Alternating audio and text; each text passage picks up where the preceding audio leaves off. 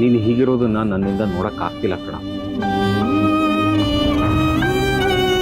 ಇನ್ನು ಎಷ್ಟು ದಿವಸ ಅಂತ ಈ ಪಾರ್ಕಲ್ಲಿ ಬಂದು ಕಾಲ ಕಳೀತೀಯ ಹೇಳು? ನೋಡು, ಪ್ರತಿ ಕ್ಷಣ ನೋವನ್ನು ಅನುಭವಿಸೋ ಬದಲು ಅದಕ್ಕೆ ಹತ್ರ ಎಲ್ಲ ವಿಷಯ ಹೇಳ್ಬಿಡು. ಅವರೆಲ್ಲದನ್ನು ಅರ್ಥ ಮಾಡ್ಕೋತಾರೆ ಕಣ. ನೋಡು, ನೀನು ಈ ವಿಷಯನ ಮುಚ್ಚಿಟ್ಟಷ್ಟು ನಿನಗೆ ನೋವು ಜಾಸ್ತಿ. ಹೇಳೋದು ಒಳ್ಳೇದು.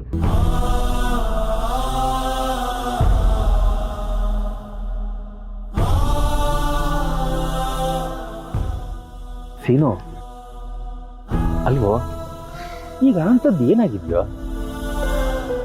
ಲಕ್ಷ್ಮಿ, ನನ್ನ ಕೈ ಹಿಡಿದಾಗಿಂದ ಇಲ್ಲಿ ತನಕ ಒಂದು ಸುಳ್ಳು ಹೇಳಿಲ್ಲ, ಒಂದು ವಿಷಯ ನನ್ನಿಂದ ಮುಚ್ಚಿಟ್ಟಿಲ್ಲ. ಅಂಥವಳಿಗೆ ನಾನಿವತ್ತು ದಿನ ಒಂದೊಂದು ಸುಳ್ಳು ಹೇಳೋ ಥರ ಆಯ್ತು. ಆ ದೇವರು ನನ್ನನ್ನು ಯಾಕಿಂತ ಪರಿಸ್ಥಿತಿ ತಂದಿಟ್ಟನೋ ಗೊತ್ತಿಲ್ಲ. ನೋಡು, ನೀನು ಹೀಗೆ ಯೋಚನೆ ಮಾಡ್ತಾ ಅಳ್ತಾ ಇರೋದ್ರಿಂದ ಏನೂ ಪ್ರಯೋಜನ ಇಲ್ಲ ಕಣ. ಎಲ್ಲ ಈ ವಿಷಯ ಹೇಳೋದೇ ಒಳ್ಳೇದು.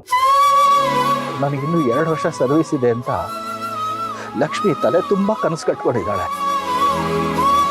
ಕನಿಷ್ಠ ಪಕ್ಷ ನಮ್ಮ ಭಾವನ ಮದುವೆ ಆಗೋ ತನಕನಾದರೂ ನಾನು ಕೆಲಸ ಮಾಡಬೇಕಾಗಿದೆ ಸೋಮು. ಯಾವಾಗಲೂ ಕುಟುಂಬದ ಬಗ್ಗೆನೇ ಯೋಚನೆ ಮಾಡುವಂಥವಳಿಗೆ ಹಿಂಗೆ ನನ್ನ ಕೆಲಸ ಹೋಯ್ತು ಅಂದರೆ ಅವಳ ಆಸೆಗೆ ತಣ್ಣೀರು ಹೆಚ್ಚದಂಗೆ ಆಗಲ್ವಾ? ಹೆಂಗೆ ತಡ್ಕೋತಾಳೆ? ಅವಳಿಗೇನಾದರೂ ಬೇಜಾರಾದರೆ ಇಡೀ ಕುಟುಂಬದ ಮೇಲೆ ಪರಿಣಾಮ ಬೀರುತ್ತೆ. ಯಾವಾಗಲೂ ದುಡಿದಿದ್ದ ಕೈ ಮಕ್ಕಳ ಮುಂದೆ ಬೇಡಂಗ ಆಗ್ಬಿಡುತ್ತೆ ಸೋಮು. ಈಗಂದ್ರೆ ಹೇಗೋ ಅದಕ್ಕೆ ನಿನ್ನನ್ನು ಚೆನ್ನಾಗಿ ಅರ್ಥ ಮಾಡ್ಕೊಂಡಿರುತ್ತೆ ತಾನೆ. ನೀವಿಬ್ರು ಇಷ್ಟು ವರ್ಷ ಚೆನ್ನಾಗಿ ಸಂಸಾರ ಮಾಡೋದು ಅಲ್ವಾ? ಹಿಂಗೆ ಬರೀದೇ ಇದ್ದಾಗಲೇ ನಿನ್ನ ಜೊತೆ ಸಂತೋಷವಾಗಿ ಜೀವನ ಮಾಡಿರೋರು ಈಗ ನಿನ್ನನ್ನು ಕೈ ಬಿಟ್ಬಿಡ್ತಾರ? ಇಷ್ಟು ವರ್ಷ ನೀವಿಬ್ರು ಚೆನ್ನಾಗಿ ಜೀವನ ಮಾಡಿದ್ದೀರ, ಒಂದು ಕುಟುಂಬನ ನಡೆಸಿದ್ದೀರ ಅಂದಮೇಲೆ ಅವ್ರಿಗೆ ಅರ್ಥ ಆಗಲ್ವಾ ಹೇಳು? ಆಗಿನ ಪರಿಸ್ಥಿತಿನೇ ಬೇರೆ, ಈಗಿನ ಪರಿಸ್ಥಿತಿನೇ ಬೇರೆ ಸೋಮು. ಆಗ ನಾವಿಬ್ಬರೇ ಇದ್ವಿ, ಮಕ್ಕಳು ಚಿಕ್ಕವರಿದ್ರು. ಇವತ್ತು ಮಕ್ಕಳು ದೊಡ್ಡವರಾಗಿದ್ದಾರೆ, ಅವ್ರು ದುಡಿತಾ ಇದ್ದಾರೆ ನಿಜ. ಆದರೆ ನಮ್ಮ ಮನೆ ಖರ್ಚಿಗಾಗೋಷ್ಟಾದರೂ ನಾನು ದುಡಿಬೇಕಲ್ವಾ? ಮಕ್ಕಳ ಮುಂದೆ ಕೈ ಚಾಚಕ್ಕಾಗತ್ತಾ? ಕೆಲಸನೇ ನಚ್ಕೊಂಡಿದ್ದವನಿಗೆ ಈಗ ಕೆಲಸ ಇಲ್ಲ ಅಂತ ಹೇಳಕ್ಕೆ ಬಾಯಿ ಬರ್ತಾ ಇಲ್ಲ. ಹೇಳಿದ್ರು ತಪ್ಪಾಗತ್ತೆ, ಹೇಳದೇ ಇದ್ರು ತಪ್ಪಾಗತ್ತೆ. ನನ್ನ ಜೀವನ ಬಿಸಿ ತುಪ್ಪ ಆಗೋಗ್ತಿದೆ ಸೋಮು. ಹೀಗೆ ಅನ್ಕೊಂಡು ಕೂತ್ಕೊಂಡ್ರೆ ಹೀಗೆ ಕೂರ್ಬೇಕಾಗತ್ತೆ. ನೋಡ, ಧೈರ್ಯ ಮಾಡಿ ಅತ್ತಿಗೆ ಹತ್ರ ಎಲ್ಲ ವಿಷಯ ಹೇಳ್ಬಿಡು. ಅತ್ತಿಗೆ ನಿನ್ನನ್ನು ಎಷ್ಟು ಇಷ್ಟಪಡ್ತಾರೆ, ಎಷ್ಟು ಪ್ರೀತಿಸ್ತಾರೆ ಅಂತ ನನಗೆ ತುಂಬ ಚೆನ್ನಾಗಿ ಗೊತ್ತು. ಯಾರನ್ನು ಬಿಟ್ಟರೋ ಅವರು ನಿನ್ನನ್ನು ಬಿಡೋದಕ್ಕೆ ಚಾನ್ಸೇ ಇಲ್ಲ ಕಣ. ಇಷ್ಟು ವರ್ಷ ನಿನ್ನ ಬೆನ್ನೆಲುಬಾಗಿ ನಿಂತಿದ್ದಾರೆ, ಇನ್ನು ಮುಂದೆನೂ ನಿಂತ್ಕೋತಾರೆ. ಇಷ್ಟಕ್ಕೂ ನೀನಾಗಿ ಏನು ಕೆಲಸ ಬಿಟ್ಟಿಲ್ವಲ್ಲ? ಕೆಲಸದಿಂದ ತೆಗೆದು ಹಾಕಿರೋದು ಅವ್ರ ತಪ್ಪು, ಅದನ್ನು ಎಲ್ರಿಗೂ ಹೇಳದೇ ಇರೋದು ನಿನ್ನ ತಪ್ಪು. ನೋಡ್ಸಿನೋ, ಒಂದು ತಪ್ಪನ್ನ ಮುಚ್ಚಕ್ಕೆ ಹೋಗಿ ಇನ್ನೊಂದು ತಪ್ಪು ಮಾಡ್ತಾ ಹೋದರೆ ಮುಂದೆ ತುಂಬ ಪಶ್ಚಾತ್ತಾಪ ಪಡಬೇಕಾಗುತ್ತೆ. ಯೋಚನೆ ಮಾಡಿ.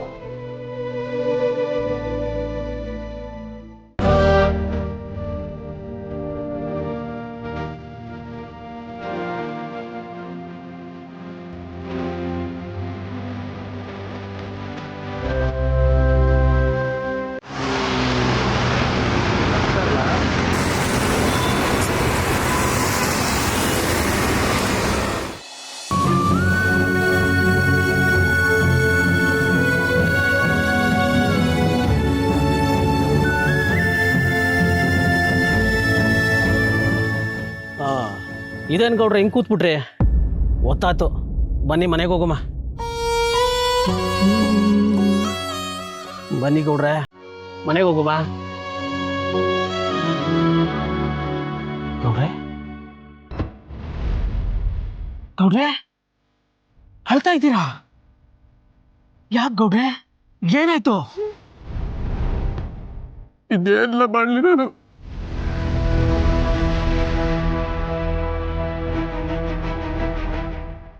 ಈಗ ನಂಗೇನು ತೋರಿಸ್ತಾ ಇರಕ್ಕಲ್ಲ. ನಂದ ಗೊತ್ತಿಲ್ದೇನೋ ಇವತ್ತಿಗೆ ತಾಳಿ ಕಟ್ಬಿಟ್ಟಿಕಲ್ಲ.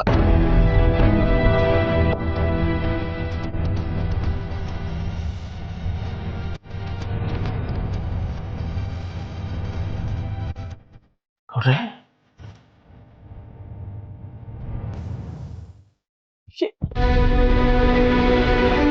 ಹೂಗಣ್ಣ, ಆಗ ನನ್ಗೆ ಯಾವುದೇ ಯೋಚನೆ ಇರ್ಲಿಲ್ಲ. ಆದ್ರೆ ಈಗ ನೀವತ್ ಕೇಳೋದ್ ನನ್ ಕೈಲಿ ನೋಡಕ್ಕಾಯ್ತಲ್ಲ ಕಲ್ಲ.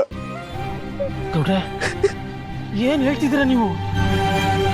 ನಾನು ಏನ್ಲ ಬಂಡೆ, ಒಂದ್ ಕಡೆ ನೋಡಿದ್ರೆ ನಮ್ಮ ಅಪ್ಪಾಜಿ, ಈ ಕಡೆ ನೋಡಿದ್ರೆ ನನ್ ಪ್ರೀತಿ ಮಾಡ್ತಾರೆ ನನ್ ಕಬ್ಲಿ. ಇದುವರೆಗೂ ನಮ್ಮ ಅಪ್ಪಾಜಿಗೆ ವಿರುದ್ಧವಾಗಿ ನಾನು ಯಾವುದೇ ಕೆಲಸ ಮಾಡಿಲ್ಲ ಕಲ್ಲ. ಆದ್ರೆ ಈಗ ಮದ್ವೆ ಅಂತ ನನ್ನ ಪ್ರಾಣ ತಿಂತವ್ರೆ.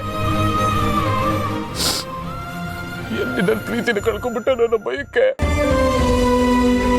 ತಾಳಿ ಕಟ್ಬಿಟ್ಟೆ ಕಲ್ಲ. ಅವ್ರಿಗೆ ಇಷ್ಟ ಇದೆಯಾ ಇಲ್ವಾ ಒಂದೇ ಒಂದ್ ಮಾತು ಕೇಳ್ದೇನೆ ನನ್ನ ಮನಸ್ಸಲ್ಲಿರೋ ಪ್ರೀತಿನೂ ಅವ್ರ ಹತ್ರ ಹೇಳ್ಕೊಳ್ದೇನೆ ತಪ್ಪಾಡ್ಬಿಟ್ಟೆ ಕಲ್ಲ. ಪಾಪಿ ಕಲ್ಲ ನಾನು, ಪಾಪಿ ಪಾಪಿ ಪಾಪಿ. ಗೌಡ್ರೆ ಹಿಂಗೆಲ್ಲ ಮಾಡಬೇಡಿ ಗೌಡ್ರೆ. ದೇವ್ರೆ ನೀವು ಈ ಥರ ಆಯ್ತಿರೋದು ನಾವು ಯಾವತ್ತೂ ಕಾಣೆ. ಸಮಾಧಾನ ಮಾಡ್ಕೊಳ್ಳಿ, ನೀವು ಬಹು ಒಳ್ಳೆಯವರು.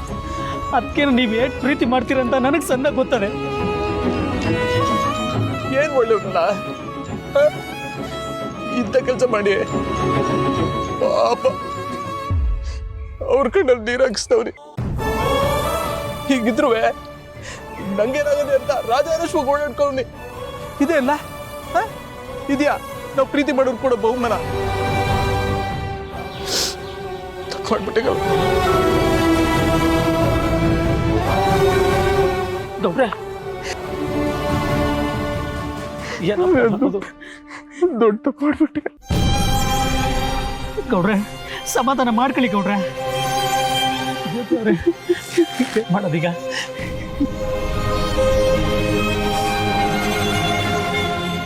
ಗೌಡ್ರೆ ದೇವ್ರು ಏನಾದ್ರೂ ದಾರಿ ತೋರಿಸ್ತಾನೆ, ಸಮಾಧಾನ ಮಾಡ್ಕೊಳ್ರಿ.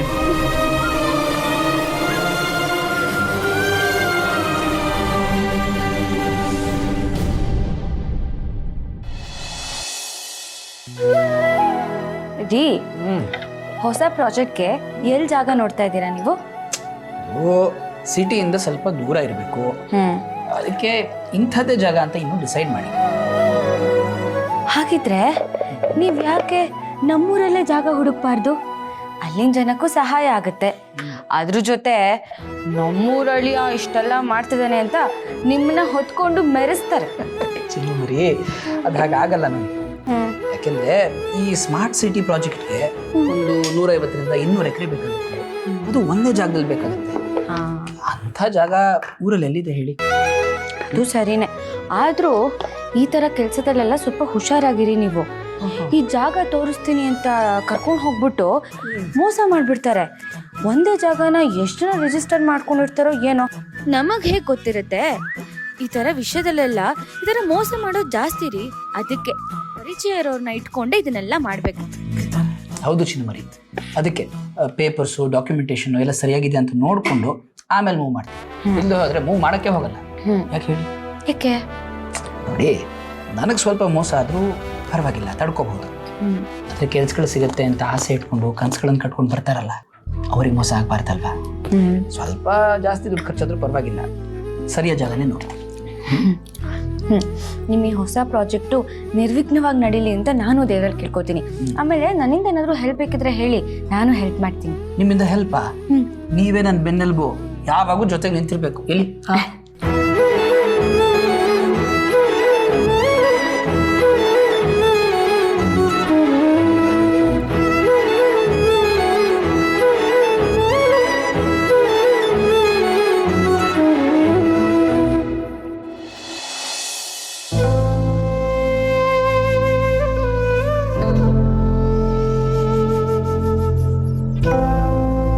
ಯಾಕಣ್ಣ ಈಗ ಕೂತಿದ್ದೀಯಾ?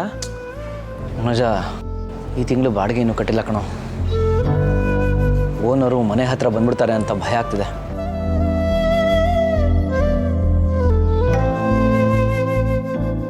ಮನೆ ಹತ್ರ ಇರಲಿ, ಇಲ್ಲೇ ಬಂದ್ಬಿಟ್ಟ ನೋಡೋಣ. ಸರ್ ನಮಸ್ಕಾರ, ಬನ್ನಿ ಬನ್ನಿ. ನಮಸ್ಕಾರ ಎಲ್ಲ ಆಗಿರಲಿ. ಎಲ್ಲಿ ತಿಂಗಳು ಬಾಡಿಗೆ? ಸರ್ ಕೊಟ್ಬಿಡ್ತೀನಿ, ಇನ್ನೊಂದು 2-3 ಡೇಸಲ್ಲಿ ಕೊಟ್ಬಿಡ್ತೀನಿ. ಅದು ಬ್ಯಾಂಕ್ ಅಕೌಂಟ್ದು ಒಂದು ಸ್ವಲ್ಪ ಏನೋ ಪ್ರಾಬ್ಲಮ್ ಆಗಿತ್ತು, ಸ್ವಲ್ಪ ಡಿಲೇ ಆಗ್ತಿದೆ. ಡೋಂಟ್ ವರಿ, ಕೊಟ್ಬಿಡ್ತೀನಿ. ನೋಡ್ರಿ, ನಾನು ಕೂಡ ನೀವು ಕೂಡ ತಿಂಗಳು ಬಾಡಿಗೆ ದುಡ್ಡಿನ ಮೇಲೆ ಡಿಪೆಂಡ್ ಆಗಿದ್ದೀನಿ. ಅಯ್ಯೋ ಇಲ್ಲ ಸರ್, ಹೇಳಿದ್ನಲ್ಲ, ಇನ್ನೊಂದು 2-3 ಡೇಸ್ ಅಷ್ಟೇ, ಬೇಗ ಕೊಟ್ಬಿಡ್ತೀನಿ. ಬೇಗ ಕೊಟ್ಬಿಡ್ತೀನಿ ಅಂತ ಬರೀ ಬಾಯಲ್ಲಿ ಹೇಳೋದು ಅಷ್ಟೇ ಅಲ್ಲ, ನೀವು ಇಷ್ಟೆಲ್ಲ ಹೇಳಿದನ್ನೆಲ್ಲ ಕೇಳಿಸ್ಕೊಂಡಿದ್ದಾಯ್ತು. ಇನ್ಮೇಲೆ ನಾನು ಕೇಳಲ್ಲ. ಏನೋ ನಿಮ್ಮ ಅಪ್ಪನ ಮುಖ ನೋಡಿ ಅಂಗಡಿ ಬಾಡಿಗೆ ಕೊಟ್ಟಿದ್ದೀನಿ ಅಷ್ಟೇ. ನಂಗೆ ಸರಿಯಾಗಿ 10ನೇ ತಾರೀಕು EMI ಇದೆ. ನೀವು 9ನೇ ತಾರೀಕು ಅಷ್ಟೆಲ್ಲ ಹಾಕ್ಕೊಡ್ಬೇಕು, ಇಲ್ಲಾಂದರೆ ಪರಿಣಾಮ ನೆಟ್ಟಿಗಿರಲ್ಲ. ಅರೇ ಹಾಗೆಲ್ಲ ಹೇಳ್ಬಿಡಿ ಸರ್, ಏನು ಯೋಚನೆ ಮಾಡಬೇಡಿ, ಬೇಗ ಕೊಟ್ಬಿಡ್ತೀನಿ, ಆದಷ್ಟು ಬೇಗ. ಹಾಂ, ಆಮೇಲೆ ಹೇಗೆ ನಡೀತದೆ ವ್ಯಾಪಾರ ಎಲ್ಲ? ಹಾಂ ಸರ್, ಚೆನ್ನಾಗಿ ನಡೀತದೆ. ನಿಮ್ಮ ತಂದೆ ಆಗಿದ್ದಾರೆ ನೋಡಿ, ತುಂಬ ದಿನ ಆಯಿತು. ಹಾಂ, ಆರಾಮಾಗಿದ್ದಾರೆ ಸರ್. ನಿನ್ನೆ ಅವ್ರು ಗ್ಯಾರೇಜ್ ಕಡೆ ಹೋಗಿದ್ದೆ, ಅವ್ರು ಇದ್ದಿದ್ರೆ ಚೆನ್ನಾಗಿರ್ತಿತ್ತು.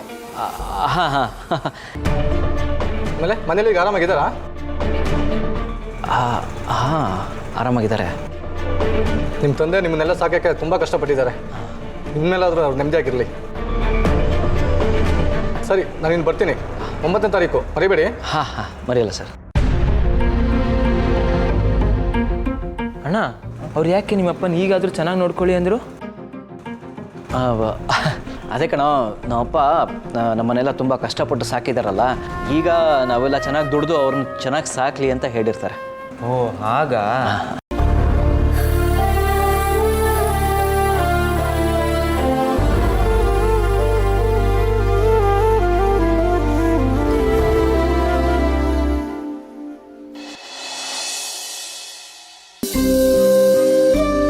ಕೂತ್ಕೊಂಡು ಕುಡಿಯಪ್ಪ. ಪರವಾಗಿಲ್ಲ ನರಸಿಂಹಣ್ಣ. ಏನು ಸವಾರಿ ಇವತ್ತು ಇಲ್ಲಿವರೆಗೂ ಬಂದ್ಬಿಟ್ಟಿದೆ? ಅದೇನೂ ಇಲ್ಲ ನರಸಿಂಹಣ್ಣ, ಒಂದು ಒಳ್ಳೆ ವ್ಯವಹಾರದ ಡೀಲ್ ಇತ್ತು, ಅದಕ್ಕೆ ಮಾತಾಡ್ಸ್ಕೊಂಡು ಹೋಗೋಣ ಅಂತ ಬಂದೆ. ಏನು ವ್ಯವಹಾರ ಅದು? ಅದು ಒಬ್ರು ಸ್ಮಾರ್ಟ್ ಸಿಟಿ ಮಾಡಬೇಕು ಅಂತಿದ್ದಾರೆ. ಒಂದೇ ಕಡೆ 150 ಎಕರೆ ಜಾಗ ಇದ್ರೆ ಬೇಕು ಅಂತ ಹುಡುಕ್ತಾ ಇದ್ದಾರೆ. 150 ಎಕರೆನೂ ಸ್ಮಾರ್ಟ್ ಸಿಟಿ ಮಾಡ್ತಾರಂತ? ಈಗ ಸ್ಮಾರ್ಟ್ ಸಿಟಿ ಅಂದರೆ ಕಂಪ್ನಿಗಳು, ಮನೆಗಳು ಎಲ್ಲ ಒಟ್ಟಿಗೆ ಇರೋ ಥರ ಪ್ಲ್ಯಾನ್ ಮಾಡ್ಕೊಂಡಿದಾರಂತಣ್ಣ. ಹೇಗಿದ್ರು ತಮ್ಮ ಜಾಗ ಇದೆಯಲ್ಲ, ತಾವು ವ್ಯವಸಾಯ ಅಂತೂ ಮಾಡ್ತಾ ಇಲ್ಲ, ಅದನ್ನು ಕಂಪ್ನಿ ಕೊಟ್ಟರೆ ಉಪಯೋಗ ಆಗತ್ತೆ ಅಂತ ಮಾತಾಡ್ಕೊಂಡು ಹೋಗೋಣ ಅಂತ ಬಂದೆ. ಹಾಗಂತ ಅವ್ರೇನು ಕಡಿಮೆ ಕೇಳ್ತಾ ಇಲ್ಲ, ಎಷ್ಟು ಹೇಳ್ತಿರೋ ಅಷ್ಟು ದುಡ್ಡು ಕೊಟ್ಟು ತಗೋತಾರಣ್ಣ. ಇಲ್ಲ, ನನ್ನ ಜಮೀನ ನಾನು ಮಾರೋದಿಲ್ಲ. ನನ್ನ ಜಮೀನು ಮಾರಿ ದುಡ್ಡು ತಗೋ ಬದುಕೋ ಅವಶ್ಯಕತೆ ನನಗಿಲ್ಲ ಅಂತ ನಿನಗೆ ಗೊತ್ತಲ್ವಾ? ಗೊತ್ತಣ್ಣ, ಆದರೆ ಅದನ್ನು ಹಾಳಾಗಿ ಬಿಡೋದಕ್ಕಿಂತ ನೀವ್ರು ಕೊಟ್ಟರೆ 4 ಜನಕ್ಕೆ ಉಪಯೋಗ ಆಗತ್ತೆ ಅಂತ ನನ್ನ ಅನಿಸಿಕೆ. ಬಾಳ್ ಬಿದ್ದಿರಲಿ, ಯಾವುದೇ ಕಾರಣಕ್ಕೂ ನನ್ನ ಜಮೀನು ನಾನು ಕೊಡೋದಿಲ್ಲ. ಅದು ನಮ್ಮ ತಲಾಂತರದಿಂದ ಬಂದಿರೋ ಜಮೀನು, ಅದನ್ನು ಮಾರೋದಕ್ಕೆ ನನಗೆ ಇಷ್ಟ ಇಲ್ಲ. ಬೇಕಾದರೆ ಇನ್ಯಾವುದಾರ ಜಮೀನಿದ್ರೆ ಹೇಳು, ನಾನೇ ಕೊಂಡ್ಕೋತೀನಿ. ಸರಿ ಅಣ್ಣ, ಏನಾದರೂ ಮನ್ಸು ಬದಲಾಯಿಸಿದ್ರೆ ನನಗೊಂದು ವಿಷಯ ತಿಳಿಸಿ, ನಾನು ಬರ್ತೀನಿ. ನೋಡೋಣ.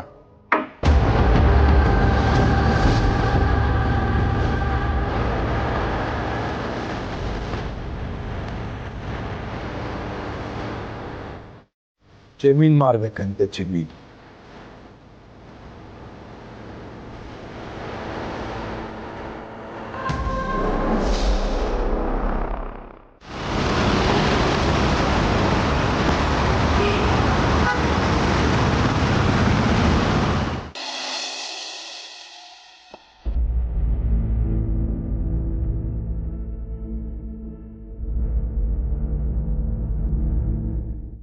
ಅತ್ತೆ ಅತ್ತೆ, ತರಕಾರಿ. ಅತ್ತೆ ಅತ್ತೆ, ಏನಾಯ್ತತ್ತೆ? ಯಾಕೆ ಕೂತ್ಕೊಂಡಿದ್ದೀರಾ? ಏನತ್ತೆ ನೀವು? ಏನೇ ಕಷ್ಟ ಬಂದರೂ ನಗ್ನಗ್ತಾ ಎಲ್ಲಾನು ಸಂಭಾಳಿಸ್ತೀರಾ ನೀವು. ನಿಮ್ಮ ನಗುನೇ ನಮಗೆಲ್ಲ ಸ್ಫೂರ್ತಿ. ಹೀಗಿರುವಾಗ ನೀವು ಹೀಗೆ ಕೂತ್ಕೊಂಡ್ಬಿಟ್ರೆ ನಮಗೆಲ್ಲ ಏನು ಮಾಡಬೇಕು ಅಂತಲೇ ದಾರಿ ತೋಚಲ್ಲ. ಈಗಂಥದ್ದೇನಾಯಿತು? ಏನೂ ಇಲ್ಲ ವೀಣಾ, ಹೀಗೆ ತಲೆಯಲ್ಲಿ 100 ಯೋಚನೆಗಳು. ಲಕ್ಷ್ಮಿ, ಏನು ಯೋಚನೆ ಮಾಡ್ತಾ ಇದ್ದೀಯಮ್ಮ? ಯೋಚನೆ ಮಾಡಿದಷ್ಟು ಮನಸ್ಸು ನೊಂದೋಗುತ್ತೆಮ್ಮ.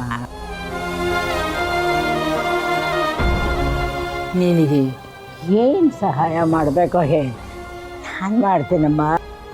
ಅತ್ತೆ, ಯಾಕೋ ನಿಮ್ಮ ಮಗ ತುಂಬ ಬೇಜಾರಲ್ಲಿದ್ದಾರೆ ಅನ್ನಿಸ್ತಿದೆ. ಬೆಳಗ್ಗೆನೆ ಅವರು ನಿದ್ದೆಯಲ್ಲಿ ಕನ್ವರ್ಸ್ತಾ ಇದ್ರು. ಯಾಕೆ ಅಂತ ಕೇಳಿದ್ದಕ್ಕೆ ಕೆಲ್ಸದ ಒತ್ತಡ ಅಂತ ಹೇಳಿದ್ರು.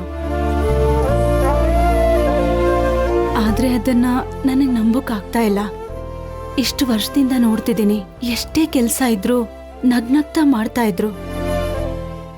ಆದ್ರೆ ಈಗ ನಡ್ಕೋತಾ ಇರೋದು ನೋಡ್ತಿದ್ರೆ ಅಲ್ಲಿ ಏನೋ ಸಮಸ್ಯೆ ಆಗಿದೆ ಅಂತ ಅನ್ನಿಸ್ತಾ ಇದೆ.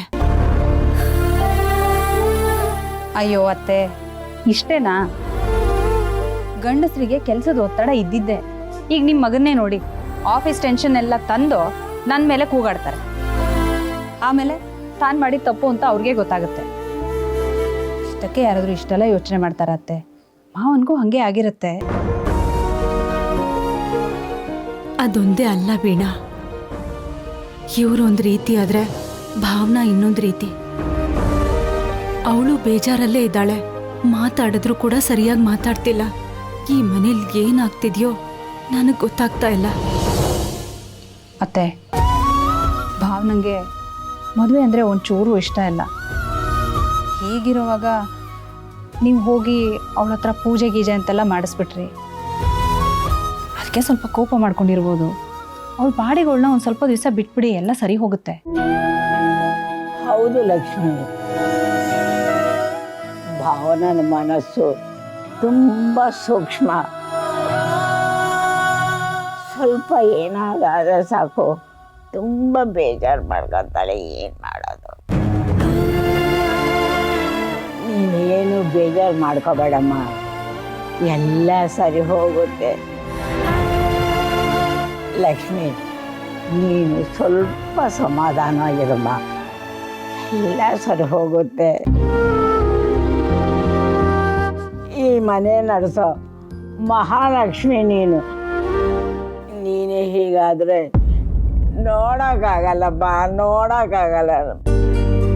ಸರಿಯಾಗಿ ಹೇಳಿದ್ರಿ ಅಜ್ಜಿ.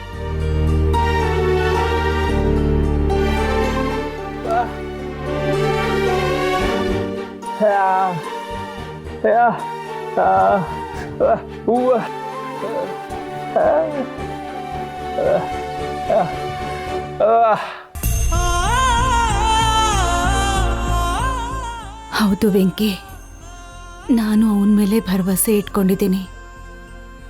ಆ ಭಗವಂತನೇ ನಮ್ಮ ಕಷ್ಟನೆಲ್ಲ ಪರಿಹಾರ ಮಾಡಬೇಕು.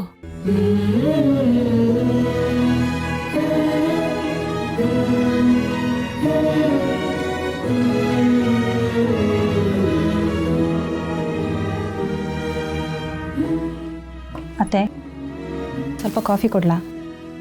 ಬೇಡ ವೀಣಾ.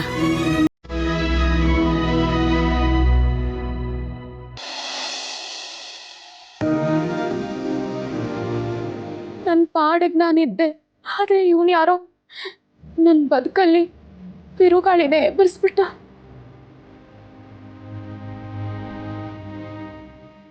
ಗೌಡ, ಹಿಂಗೆ ಕುತ್ಕೊಂಡಿದ್ರೆ ಎಲ್ಲ ಸರಿ ಹೋಗ್ಬಿಡ್ತದ? ನಾನು ಯೋಚನೆ ಮಾಡೀನಿ. ಒಂದಪ್ಪ ಮನಸ್ಸನ್ನ ಗಟ್ಟಿ ಮಾಡ್ಕೊಂಡು ಅತ್ಗೆ ಹೋಗ್ಬಿಟ್ಟು ನಾನೇ ತಾಳಿ ಕಟ್ಟಿದ್ದು ಅಂತ ಎಲ್ಲ ಹೇಳ್ಬಿಡಿ. ಆಮೇಲೆ ಏನಾದತ್ತೋ ನೋಡಮ್ಮ. ರೇ, ಮನ್ಸಲ್ಲಿರೋದು ಹೇಳ್ಕೊಕ್ಕಾದ್ಮೇಲೆ ಹೇಳಿ ಹೆಂಗೋಗಿ ತಾಳಿ ಕಟ್ಬೋದ್ಬಿಟ್ಟಿವ್ನಿಕಲ್ಲ, ಅದು ಹೆಂಗ್ಲ ಹೇಳ್ಕೊಕ್ಕಾಗ್ದು? ಆಮೇಲೆ ಅವ್ರು ಏನಂತಾರೋ ಏನ್ ಮಾಡಾರೋ ಪಾಪ ಮಾಡ್ಕೊಂಡು ಇದ್ಮೇಲೆ ಮಾತಾಡ್ಕೊ ಇದ್ದಂಗೆ ಆಗ್ಬಿಟ್ರೆ ಇಲ್ಲ, ಅವ್ರ ಮನೇಲಿ ಹೇಳಿ ಎಲ್ರು ನನ್ನ ಏನಾದ್ರು ಕಳಿಸ್ಬಿಟ್ರೆ ಈ ವಿಷಯ ನಮ್ಮ ಮನೆ ಗಂಟೆ ತಂದ್ಬಿಟ್ರೆ. ದೌಡ್ರೆ, ಈಟೊಂದೆಲ್ಲ ಯೋಚನೆ ಮಾಡ್ತಿದ್ರೆ ಬಹು ಕಷ್ಟ ಆಯ್ತದೆ. ಹೇಳಿ ಹೆಂಗೆ ತಾಳಿ ಕಟ್ಬಿಟ್ಟೆ ಕಣ್ಲ ಅಂತೀರಾ? ಈಗ ಹೇಳ್ದಲ್ಲೇ ಇದ್ರೆ ಆ ಮಾತನಾಡ್ತ ಅದೇ ಆಗಕ್ಕಿಲ್ವೇ? ನೋಡಿ ಗೌಡ್ರೆ, ಮದುವೆ ಹೆಂಗಾದ್ರೂ ಮದುವೆನೆಯ. ಅತ್ತಿಗೆಗೆ ನೀವು ತಾಳಿ ಕಟ್ಟಿದ್ದು ಆಯ್ತು, ಅದಕ್ಕೆ ನಿಮ್ಮ ಹೆಂಡತಿ ಆಗಿದ್ದು ಆಯಿತು, ಅದನ್ನು ಅದು ಯಾವ್ರೇ ಬಂದರೂ ಬದಲಾಯಿಸೋಕ್ಕಾಗಕ್ಕಿಲ್ಲ. ಒಂದಪ್ಪ ಹೋಗಿ ಅದಕ್ಕೆ ಹತ್ರ ಮಾತಾಡ್ರಿ. ಹೇಳಿದ್ರೆ ಏನು ಮಾಡೋರು? 4 ದಿನ ಬೈಕೊಂಡು ಓಡಾಡ್ತಾರೆ, ಆಮ್ಯಾಗ ಸುಮ್ ಕಾಯ್ತಾರೆ ಅಲ್ವೇ? ಪ್ರೀತಿ ಮಾಡಬಾರ್ದು, ಮಾಡಿದ್ರೆ ಜಗತ್ಗೆ ಎದುರಬಾರ್ದು ಅಂತ ಹೇಳಿಲ್ವೇ? ಅದು ನಿಮ್ಗೆ ಗೊತ್ತಿಲ್ವೇ? ಅದಕ್ಕೆ ಗೌಡ್ರೆ, ಒಂದಪ್ಪ ಹೋಗಿ ಮಾತಾಡ್ರಿ. ಪಾಪ ತಾಳಿ ಕಟ್ಟಿದವ್ರು ಯಾರು ಅಂತ ಗೊತ್ತಾಗದೆ ಅದಕ್ಕೆ ಏಟ್ ಒದ್ದಾಡ್ತಿರಲ್ಲ, ಏಟ್ ನೋವು ಪಡ್ತಿರಲ್ಲ. ನೀವೇ ಯೋಚನೆ ಮಾಡ್ರಿ. ಒಂದಪ್ಪ ನೀವು ಹೇಳಿದ್ರೆ ನಿಮ್ಮ ಮನ್ಸಿಗೂ ಸಮಾಧಾನ ಆಯ್ತದೆ, ಅವ್ರ ಮನ್ಸಿಗೂ ಸಮಾಧಾನ ಆಯ್ತದೆ. ಯೋಚನೆ ಮಾಡಿ ಗೌಡ್ರೆ, ಯೋಚನೆ ಮಾಡ್ರಿ. ನೀನು ಹೇಳ್ತಿರೋ ನಿಜಬೇಕಲ್ಲ?